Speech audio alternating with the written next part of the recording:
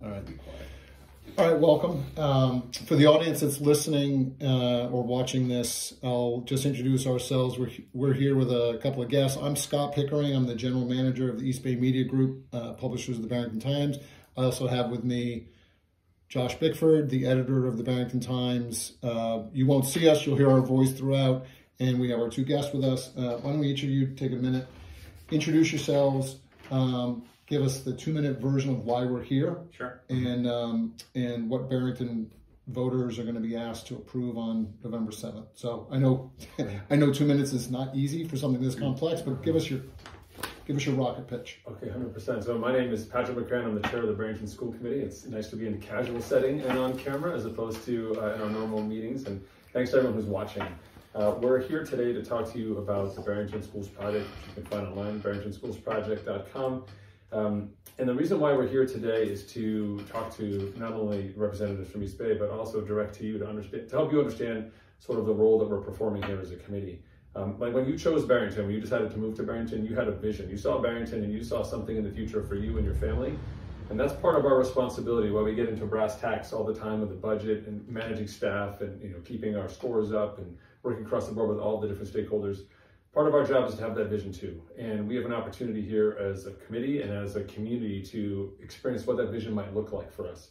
Before we started recording, we were talking about the history of this building and the hot wax for the articles and printing your own paper, right? If Barrington doesn't seize this opportunity in November 7th to move forward with the school construction bond, and we have to defer construction and maintenance in the future, right? So right now our schools are collectively about 68 years old. If the construction takes 10 or 15 or 20 more years to get to the point where we can start building new classrooms inside of our buildings, right? Our students right now will be using schools, in that case, they'll be 100 years old. And if we went back 100 years from right now, we would be talking the Great Depression. We would be asking our students to be learning in a world-class environment with incredible teachers, incredible aspirational goals of our community, but telling them they'd be doing it in a classroom that was as old as the Great Depression is to us right now sitting in this room. And I think that we have to be really importantly responsible with what we have, but also respect this opportunity. So as much as we need to do our due diligence, and I'll let my colleague talk about that in a second because he's been pioneering that in terms of how we're doing this, we also have to paint a picture of the opportunity we have before us and an opportunity for us as a community to take that step forward should we so choose. So thank you. Hi, I'm TJ Peck, a member of the school committee, and I'm also the chair of the Barrington School Building Committee, which is kind of a running point on the school construction master facilities plan.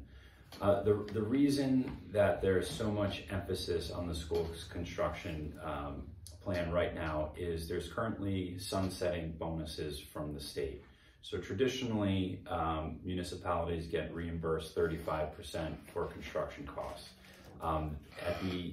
In June of 24, there's an additional 20% on top of that, which would be sunsetting or expiring. And this goes back to 2018 under the Raimondo administration, where voters approved $250 million statewide construction bond, and then also recently approved another.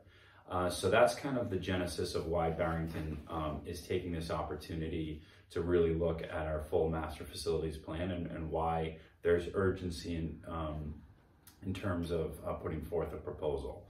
So one of the things that I think is really important for residents to understand is the current state of our schools. So as Patrick said, we do have a new middle school, but beyond that, the remaining 5 schools have an average vintage of around 70 years. And a lot of the building systems are original. So there is a significant amount of deferred maintenance and work that needs to be done at these schools, whether the community likes it or not. Our design team has put some costs to those and has come up with an estimate of $128 million. Now that $128 million doesn't need to be spent next year, but it certainly needs to be spent in the next 10, between now and the next 10, 12, 15 years. So those are costs that Barrington is going to have to pay. And when you factor in the difference in reimbursement, as I alluded to, the 35 and the 55, the Barrington portion, which I think that's the one thing that residents are really focused on. What is the portion to the Barrington residents?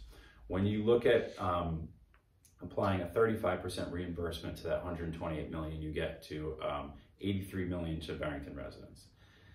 What does that get you? That gets you the same buildings we have right now. Granted, they're going to have new roofs, new mechanical systems, but there's going to be no additional space to address overcrowding. There's going to be no advancements to our educational objectives as it relates to 21st century learning. And when you juxtapose that with the plan that we have now, with a $250 million, total project cost, and you apply that 55% reimbursement, then the portion to Barrington is $112 million. The delta, and what does that plan get you? It gets you the additional space. It gets you advancing all the buildings to 21st century learning and all the other things that we're going to get to in terms of what the plan does. And when you look at the two options, the delta is $29 million. And I don't think anyone here is suggesting that $29 million is not a lot of money, because it is. But when you look at it from an incremental perspective, what 83 would accomplish versus the 112, I think it speaks to the importance of really seizing this, which Patrick has said, kind of once in a generation lifetime opportunity that the state is providing outsized reimbursement to Barrington. So in a nutshell, that's kind of the why behind it, the why now. And we're certainly, through this interview, we'll get into a little bit more specifics, but if I had to impart one thing on residents, that's what I would like to impart. It is,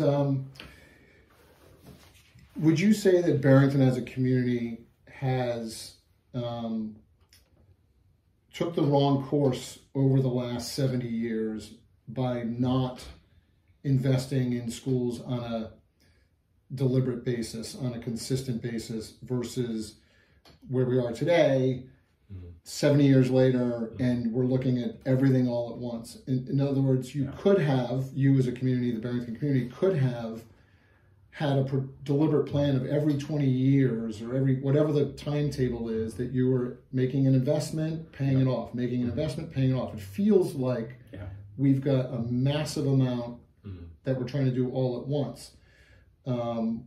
So I don't know, did we make a mistake getting here the way we did, would you think? The short answer is yes. I think that being in the seat that Patrick and I in, it's difficult to be a member of the community, to volunteer, to go in front of all your friends and neighbors and to propose investment and changes, because that comes with tax impacts. To your point, Scott, had this been done systematically over the last 50 years, would we have as big of a hit as once? The answer would be no, we wouldn't. I also think that there's going to be no silver bullet plan that addresses everyone and has absolutely no, that leaves all the stakeholders completely happy. And I think it's easier in human nature for previous school committees, this isn't the immediate predecessor, but going back kind of decades, to just kind of kick the can. And when you have noted, there has been investment. So we've invested a little bit, expanding Hampton Meadows, Primrose, certainly the high school. Even those plans at the time were met with strong pushback, like the addition of the high school failed the first go around. So I think that, our buildings are a lot worse than they were. So it makes the case stronger to the public on why we have to do it. I think previously, in fairness to the previous school committees, maybe you said, well, it's not dire straits, it's not as bad. But when you have things like shutting down the high school because it's too hot, when you have sewer, this is just this week, when you have to dismiss all the students from Primrose because there's a suspicious odor, when you have to shut down some of the life scales at the high school because the sewer pipe burst. These are all things this week. And I think it's really pressing the issue where we're really at a breaking point. And like I said at the top of the interview, we have a $128 million need, whether we like it or not. That's not going away. So I think there's more urgency, but I think in fairness to the previous school committees, it's hard to do a big renovation. I don't know, Patrick, I don't know your thoughts. Yeah, just very quickly. So I think the counterpoint is I would challenge anyone in this room to find another school district that has been able to sustain their buildings over time in a meaningful way that prevents the need for construction. This is a statewide issue. I think the challenge that we face specifically just as a school committee is that what's measured gets managed, right? And we have data in terms of our school students, in terms of their performance, their trajectory to college, their needs as young learners. And the district has, I think, responsibly allocated money to bring in the best possible people to address those issues. But that's a trade-off. When you're emphasizing personnel, you're also saying, hey, Barrington, we have a 4% tax cap. We've got to do what we can with our budget to make sure that works. And the community has been outstandingly supportive of our schools, hands down. But there's only so much room inside that space to make an adjustment. Mm-hmm. I think one of the things that we have seen at the state level, especially with this go-around, is the state is actually forcing districts to set aside percentages of their budget going on a go-forward basis to address ongoing maintenance issues, to prevent what's happened here in Barrington, which our schools look great when you walk inside of them because we've done a good job doing the best we can. But when you go to other school districts and look around, some of these buildings are literally just being shut down. Like they cannot be brought back as we have an opportunity to do in Barrington. So I think that said, we are resurrecting our facilities committee in addition to the school building committee right now, with an idea not only of seating new members to that committee, but also a commitment to saying, how do we continually invest in making smart infrastructure decisions that prevent this? Because it's like anything in life, which is slowly then suddenly. Mm-hmm. My mom's not that old until all of a sudden she's very old and she's in dire straits. And the same thing happens. My car's fine. It's not a problem until it needs major repairs. In many ways, that's sort of the same challenge it's facing ourselves as a community right now. I had a chance to talk to my parents this morning on the way to work. They both lived in town for a long time. Yep. And empty nesters, fixed income. Yes. Mm-hmm. What do you say to them? How do you explain this, and how do you offer that argument for supporting it for folks who are on that fixed income, and maybe this would really stretch the budget for them? 100%. So that hits home to me. I had family members in the same situation, lifetime going back to the 20s here, and struggled to continue to live here on a fixed income, elderly. When you look at the fact that their children had been out of the school system for 50 years, they've paid, 10 times over. And then you have, Barrington's always going to have transitory people come in for the school system and leave, but certainly a lot of people make this their permanent home. And I think that hit home with me, and I think the fiscal responsibility of this plan, I think we need to do a better job kind of communicating what that is. And so the big thing is that looking at some of the alternatives. So some of the alternatives were, let's do one new school now and then leave, or let's not do the high school now, or let's just do one elementary. And what that does, if we don't do a comprehensive plan, address the needs over all the schools, what that's going to do is there's going to be more shoes to drop. So a big complaint of the middle school was, well, you got the middle school done, but you told us that the rest of our schools were kind of in good shape. Well, here we come saying, well, they're not in good shape and we need another investment. So it's really a way to strategically look at it to address it at once. So for the residents on fixed incomes, there's not going to be more shoes to drop in the future. So that's a big portion of it. The other piece is the fact that I've alluded to, that whether we like it or not, there is, Barrington's portion is going to be $83 million. Right. Now, it's not going to be due next year, but over the next decade, if a resident plans on living here for 20 years, eventually that will make its way into their tax bill. Okay. And so to that resident, I say a couple things. One, construction costs are going to go up, so it's going to become more expensive. The state reimbursement is going to go down, so that means as residents, we're going to have to pay a larger portion of that and still do all that same work. And then lastly, what do you get for your tax dollars? A lot of residents that are in that boat may or may not have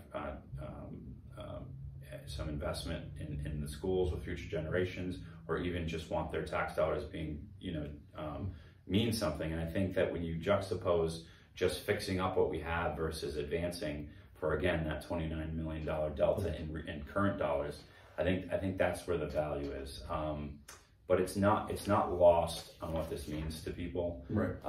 And so that has been part of our calculus, and specifically why we've chosen to address all the schools at one time. So there's not future shoes to drop. Okay. And some counterpoint to that as well. Like sure. While the decision on the bond, the referendum is on November 7th, we're still going through stage 2, and there's opportunity with the building committee and the great volunteers we have there to continue to value engineer and get the costs to the place that they need to be to meet the needs that we have, but to be respectful Barrington's, all of our residents' needs, right? Trying to find that sweet spot. So you're saying that at that, essentially there could be more savings. Maybe 112 isn't 112. We have specifically started out conservatively with larger numbers planning so that we can reduce over time and be more and more strategic. That's not to say that there won't be escalation of costs or other challenges along the way. We don't know what's going to happen when you take up part of a building or move it around. But that being said, we are still committed to making sure that we're being as fiscally responsible as we can be. So that will be, that's not just on the building side, but also on how we bond, how we use state pay-go funding, all the different ways to kind of offset that. And if I could just offer one quick story, was we had we've had volunteers on our school building committee and members of the public who've shown up or representative of this demographic that you speak of. And it was very interesting because we had two women pull us over after our last community session, you know, saying this town's going to hell in a handbasket. And I was like, oh boy, here we go. I'm going to hear it, right?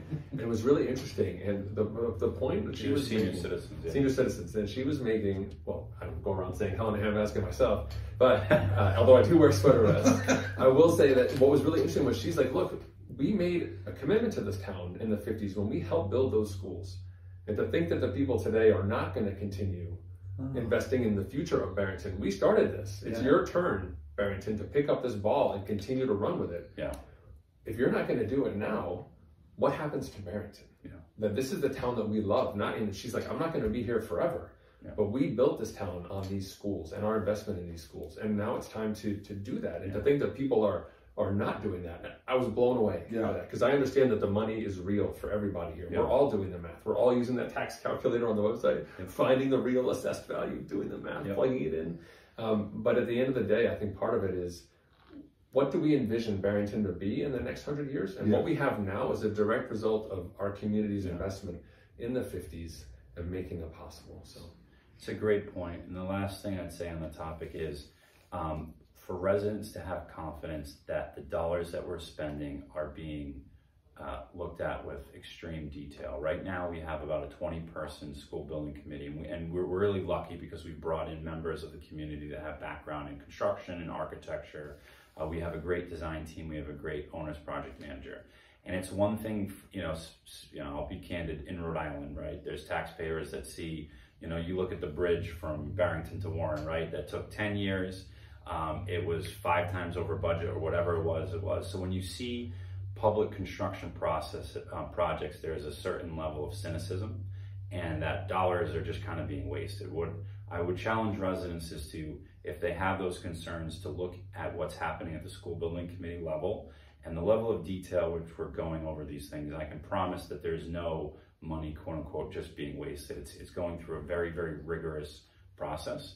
So it's one thing to spend $100 million. It's another just to spend it in a frivolous way with not a lot of rigor versus being how far can we absolutely stretch this. So what does that have to say about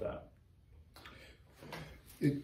You've shown plans for what a major addition to Barrington High School might look like, with a 2-story addition on the east side of the building, currently the library lot, as many people know it. And that supposedly would be devoted to STEAM programming for the audience. STEAM stands for science, technology, engineering, arts, and math. Do you know yet whether this addition, this investment, would simply improve the resources and technology for our current curriculum, or would it lead to any sort of expansion in the programming, the CTE offerings, and other content curriculum within Barrington High School? That's a great question. Can I talk macro and then TJ get some of the more details of this construction background?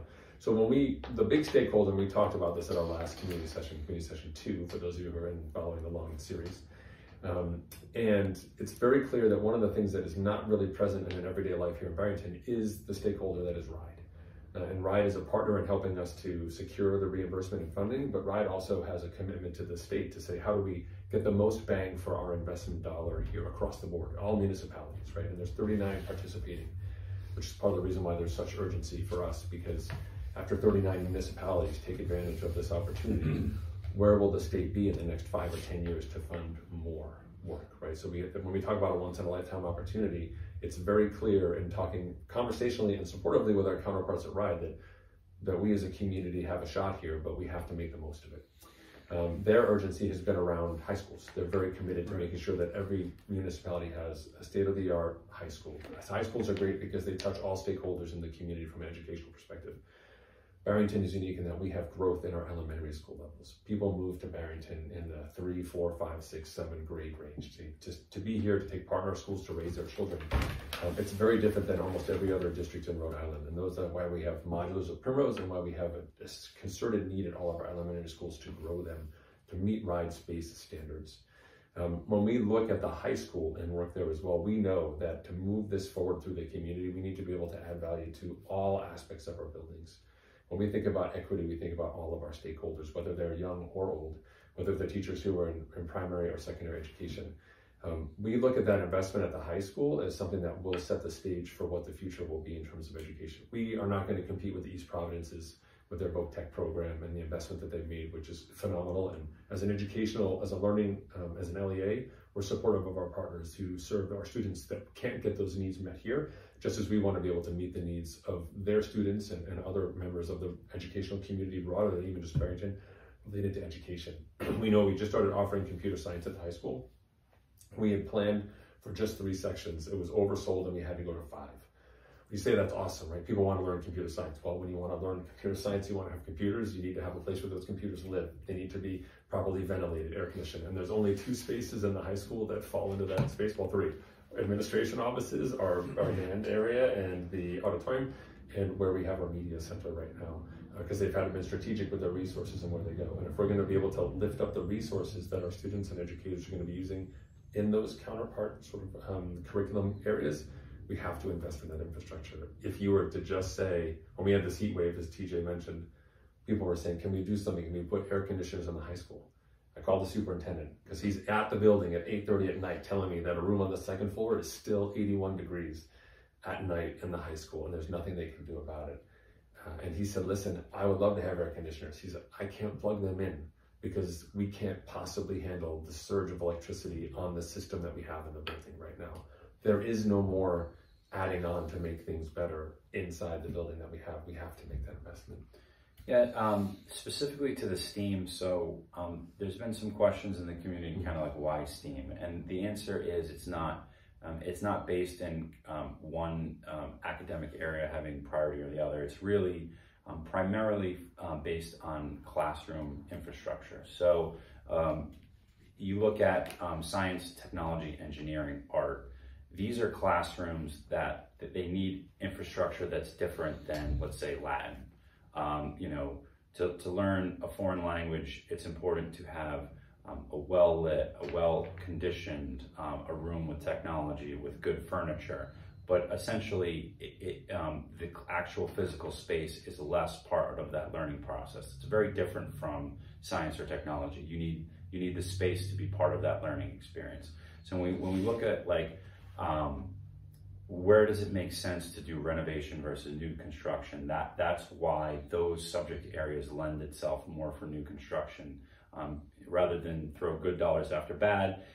Although that square footage is more expensive, to try to renovate what we have currently to where we want to be, it's more judicious to dedicate those subject areas to new construction. And then Scott, you asked kind of, would this new space open up new curriculums and new opportunities? I'm not an educator. I'm not going to speak for them, but that's the goal. Certainly, if we're building the space and the renderings that we've seen in terms of share with our design firm about kind of where and what these spaces are going to look like, that's absolutely the goal to advance it. And then there's also just the kind of the reality that it's important to make sure that all subject areas have the space necessary for 21st century learning. But it's also important to recognize that we are building a school for a different economy for the next 50 years than it was in 1950 when we built the school. So trying to be conscious of that, that's kind of why those areas are earmarked for new construction space. I'm going to go off the script a little bit, and I wanted to ask you, I think it came up in a couple of the conversations, and maybe one of the recent meetings was about the athletic facilities, the athletic fields at Barrington. And I'll open this up to either of you. Is that part of the plan? Is that something you'd like to see happen following the school construction plan? Is it up for debate? Where does it stand? Sure. An investment in those facilities. And I know some folks are looking at it as, you know, that's not our priority, but I think there's other folks who also are curious about, you know, are we going to make an investment in those facilities? Yeah, it's been a topic of conversation among the community. I don't think there's any, it's not a surprise to any residents that I think that the majority of community residents feel that there should be some sort of investment in our athletic facilities. To answer specifically as it relates to this bond, the answer is no. Athletic fields are not part of this plan. And the reason for that is RIDE doesn't allow them to be. With that being said, the town council is taking a leadership role in looking at athletic facilities across the town holistically. Given just lack of real estate, the schools and the school fields needs to be a big part of that solution. And so recognizing that, it's really important for us to get to the finish line on the school construction master facilities plan. But certainly at the school level, there's about a $5 million capital fund, which could be then dedicated to athletic facilities. Also potentially on the table, given that the town council is taking such a lead on that, there is a world where there is a shared cost between the municipal and school level to invest in these. And then candidly, there's also been, in previous iterations, there's been private support. I know that there was north of $1 million pledged at one point to from private donors to invest in some of our athletic fields. So I think ultimately, well, it's a priority of the school, at least of me. I'm not going to speak for the whole school committee, but really it's get through this and then pick that up. Okay. We're on a short timeline to address the school construction, but it's not lost on us that this is a need. Okay. And just to sort of back that up as well, and thank you for being so clear, our top priority is the academic side in terms of where those dollars are being spent, and RIDE has been clear in terms of what the reimbursement elements are. I think there will be some kind of an impact to just how buildings are laid out in the town relative to the choice that we make. And one of the reasons why we're looking at our elementary schools, I know some folks have said, hey, what's with the elementary school? They've seen the renderings of what it may look like, completing the square with the space and so on. There's two reasons for that. One is that we know that our elementary schools are locked by that single room, the cafetorium, or whatever you want to call it, which is combined gym and cafeteria space. And so they can't have assemblies. We know that behind the stage, behind those curtains, literally hidden behind the curtains like the Wizard of Oz, is where we have our OT and PT taking place. We have specialists who work in those rooms. We have the front half of those cafetoriums, which are closets, which are meant to store supplies, are actually offices. Now, Office Space was a movie, if those of you who are as old as I am remember that, where they actually made people work in the basement and in closets. Like, we have professionals in our schools who work in closets because that's all the space that we have to meet the needs. Because education has just changed. We have specialists who come in now and work with our students, with all of our learners. It's a fantastic system. We have incredible staff, but we're asking them to work magic in the most incredibly cramped and unprofessional-like spaces that we can, and we're doing our best. So when we talk about adding spaces to the cafeteria and saying we're going to actually add a dedicated gym space, it unlocks the elementary school schedule, right? So when there's a bad weather, the students can still have gym. They can still be active and not say we can't have gym for 45% of the day because there's lunch in there right now, or there's another source in there, or like Primrose, there's an actual class taking place in the gymnasium because of space constraints that we have. So it unlocks that schedule. That's one. The second piece is we want to make sure part of the commitment of the building process is saying, how do we make our local schools be a local resource to the community? So the middle school is a great example where there's different clubs and sports teams taking advantage of not only the external space, but also internal to the middle school. It's a 21st century building that has access to the parts of the building you're allowed to have access to, but not to others. It's allowed to be a resource.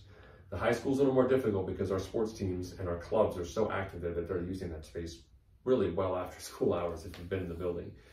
But our elementary schools are an untapped opportunity for our local communities, where if we can have a dedicated space that's that unlocks the school day, but after school, whether it's for after school care or for activities, and also on the weekends, the community members can take advantage of that for their clubs, for their activities. That in and of itself would bring 3 indoor facilities online in the future for the town to take advantage of as part of whatever their concerted recreation program would look like for the community. So it's not just about outdoor fields, but it's also about opportunity for recreation across the board. Since we're talking about elementary schools, I want to ask a little bit about the plan. So your plan includes a pretty significant realignment of the elementary schools. We currently have a K-3 model with 3 different schools, Primrose and Soames, and a pre-K center at Primrose, where the students are sectioned off. Then they all move to a 4-5 school in Hampton Meadows. The plan would change that. New model would still have 3 separate elementary schools, but they would be pre-K to 5. Hampton Meadows would go away for now. My question is what led in this direction? It's kind of a cart-horse question. Did the desire to move in this direction with the sequencing of and organizing of students lead to the building choices, or did the building choices sort of dictate that we go into this pre-K to 5 model? Which was the cart and which was the horse? I think it's a little bit, it's not a cop-out, but a little bit of both, and let me explain why. So to be clear, right now, we haven't made the decision yet. So Thursday, the school committee will be voting on that. And actually at the school building committee last night, we talked about kind of the pros and cons of 2 versus 5. I was actually one of the first classes to go through the 4-5. And so I went through that experience, but that's really almost unique to Barrington in that kind of our building stock dictated the grade alignment. Now, my personal experience was, I thought some of the benefits of that were bringing your contemporaries together earlier. So there was everyone in our grades were together at 4th versus 6th. I think that there's a certain level of openness to meet new friends at a little bit younger age versus maybe get a little cliquey closer to 6. There's also concerns about, maturity in terms of having 5th graders in the same building as 1st graders. So, and then also lastly, from our educators, we heard the challenges of maintaining that local community where like Jim Callahan knows everybody's name and their backstory and can greet them, and what it would mean to add 200 additional students. So we're aware of some of the pros that our kind of unique model has, but as we've gone through kind of the analysis, those are important considerations, but when you juxtapose those against what I would say more of the hard decisions in terms of construction costs, we would be, there would be one less building that we'd have to renovate. In terms of swing space, we're going to have to find a space to house some of these students as we go through this phased approach. So if we're able to use a school to house students during this, that's much different than having to A, pay for modulars, and B, have students in modulars. There's also some operational efficiencies on the back end in terms of both busing, utilities, some other peripheral costs once we go to that model. And then lastly, it really is we heard loud and clear from the community that there was a desire to preserve, invest, and save our neighborhood schools. And part of that also includes investing in them. On the flip side of that, we've also heard that these costs are a lot for residents to bear. And so how do you weigh those two things? And I think the K-5 model allows us to preserve neighborhood schools, but at the same time do it in a judicious, prudent manner. And so that's kind of how we arose at that. And the other important thing when you talk about elementary schools is transitions. So someone going into the pre-K and then going into K-3 and then going into K-5 and then going to the middle school, by the time they get to 6th grade, they're on 4 transitions. And what we've heard is that's less than ideal. And so this plan would also reduce the transitions which is very important from an educational standpoint. And all those benefits of our current model that are concerns and also things that we've talked about, I think that those can be addressed through operation and protocols and processes to allow buildings through both design and practice to feel like a community, to maintain that, opportunities for 4th and 5th graders to interact with their peers at the other schools. I think there's solves for that we can address some of those things. So Patrick, I don't know your thoughts. Just to add a little bit of color to that. So just one piece is that should the school committee decide on Thursday, I'm not sure when people will be doing this, but it's if they decide to go with option 5, which would be that consolidation piece. It's not an indictment of what's happening at Hampton Meadows or the staff at Hampton Meadows or what's happening. The data is pretty clear that our students are challenged by going through these disruptions. We've heard from individual parents who've had experiences with their students. We know from the teachers that it's hard to get that information across. And so what I go back to people and say is when you have that transition, when your student has gone from 1 to 2 or 2 to 3, and it's, you know that they're part of that family. You understand that that child is part of that community, even though we're part of Barrington, I'm part of this particular Primrose community, right, this Holmes community. To have the opportunity to say, my child is going to be here for 2 more years, right? I know where my child is going. My child's going to walk to school. The walking distance expands. It just brings a whole different vibe to what the experience is. When we moved to town, we live in the Nate area. We were able to walk to school, and it was one of the highlights that we had. And going to Hampton Meadows was part of growing up, but it also meant that my child was kind of commuting, right? It was like, it became a logistical challenge as much as an educational one. And I think there is some sort of almost like slight disengagement that happens for families relative to what they have in their neighborhood school experience.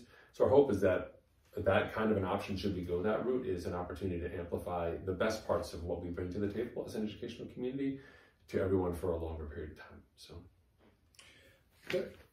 there's been some criticism of this project from people in the community who've argued that a previous school committee developed a construction plan that was less expensive. Yes. Do you have any response to that criticism? I do. Can I just say something quickly? Yeah, go ahead. TJ's got the great details on this, and he's done a great deal of work on this.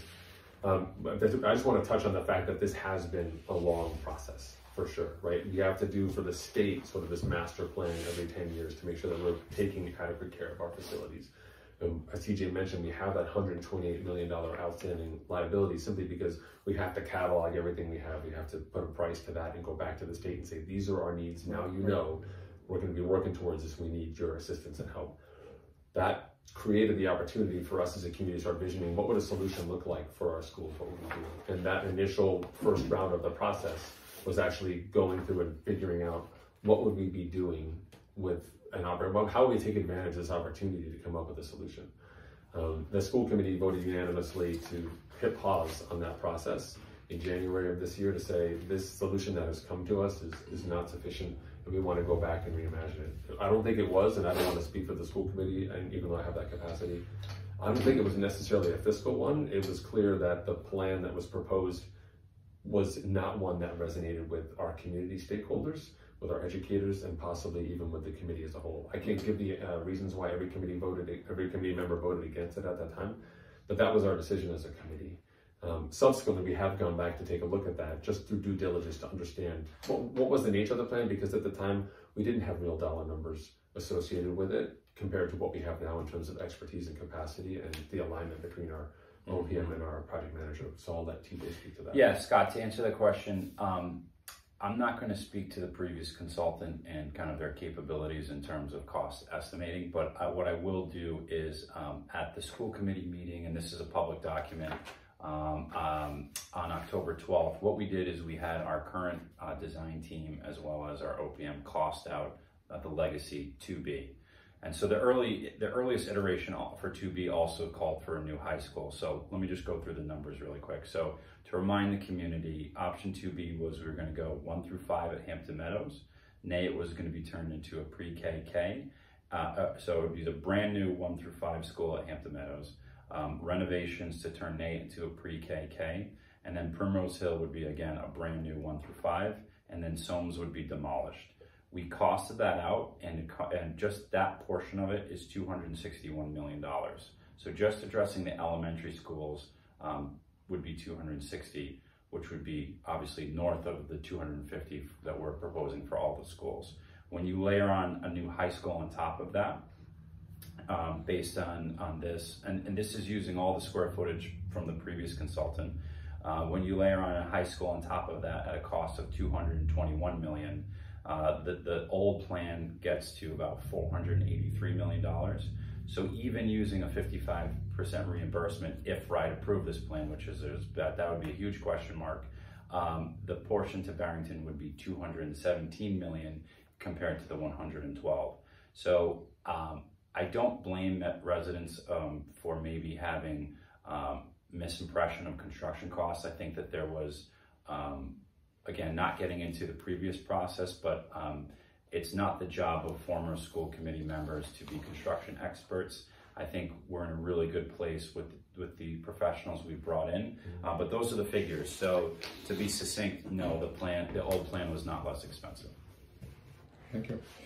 We're gonna wrap this up in a few minutes. So and Josh and I have a number of more questions we're not going to be able to touch on, but let me throw it to both of you. Anything that we haven't talked about yet you'd like to get to? Anything you'd like to address?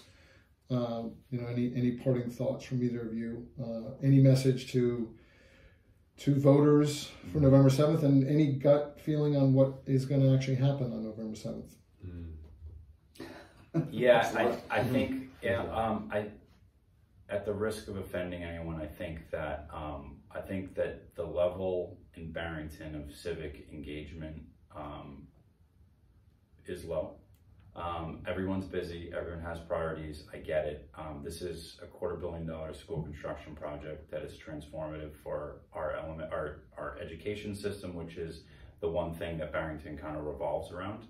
And it's going to touch every residence in terms of their tax impact. So we're continuing to, and this afternoon we're going to be talking to our communications team we've put together to continue to get that message out there. I don't have a really good indication on what's going to happen. I think it's been quiet. I don't know if that's a good thing or a bad thing. There's certainly not a contingent that is up in arms saying don't vote no. So that's always a positive, but I think it's incumbent on us to continue to provide creative ways and to distill what can be a very complex proposition into a way where even in a minute a resident can get the general gist. And so we're going to be pushing out some of those things hopefully in the next couple of weeks or a week so to kind of distill some of this information. I'm cautiously optimistic, but also recognize if we just coast to the finish line, there's a real chance of this not passing. So we're going to do everything we can. We also, in our capacity as elected officials, we can't advocate one way or the other. That's not our job. We can certainly put forth the facts, but it's really on if residents in the community want to advocate for a yes vote, then that's really more in the private sector or obviously with editorials or publications have the ability to opine on if this is a good idea or a bad idea.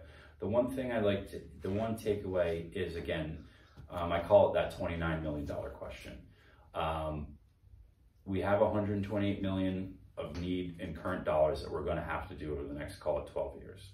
When you compare that, and Barrington's portion with the reimbursement, it's $83 million. When you compare that $83 million to what it gets you, at 112, I get it that $29 million is a lot of money, but incrementally, there's a significant more value. I think that there is a false opinion on some of the members of the community that zero is an option, that we have great schools, we don't need to reinvest. A bill's coming due at some point. And again, I wish I had a better phrase than whether you like it or not, but to be direct, that's kind of what it is. And so I think that's really important, that zero is not an option. It's either 128 to 83. So to Barrington's pocketbook, it's either 83 or 112. So if I had one soundbite, I think that's the soundbite I'd like residents to be aware of. I just want to follow up and just say we've done a great deal of work on the facts in dealing with all of those numbers, and it's been no small feat. This is the busiest committee I've ever been a part of inside my committee, which has many other committees like a Russian doll. But I've never been more impressed with the team. Like we have great data behind the scenes. I know we have a deck that's over 260 slides, sort of all the stuff that we've collected and priced out. So the place where we've gotten to today is fact-based. We've not only worked with our stakeholders and will continue to do so, but we're doing our best to not only be cost efficient, but also strategic, which I think is what people in Barrington want. We will certainly answer any more of your questions, gentlemen. So just on the record, if you have more as we go forward, we'll make ourselves available. The school committee is committed to being as transparent and engaged as possible. So please don't hesitate to reach out. To TJ's point, I will say that we have a decision to make on November 7th as a community.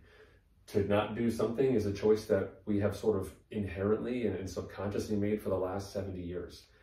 We haven't seen the impacts of that yet, right? It's kind of like changing your diet. If I eat better today, I don't see any changes. But if I don't eat better for a long time, I see the consequences.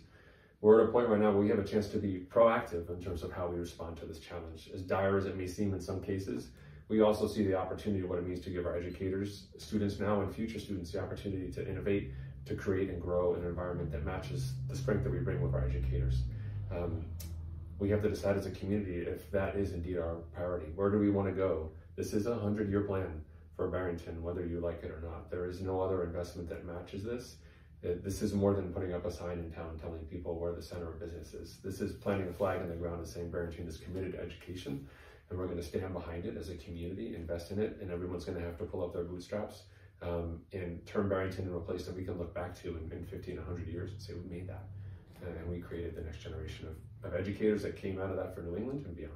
So thank you. Thank you. All right, I want to thank you both. Thank you, guys. Appreciate it.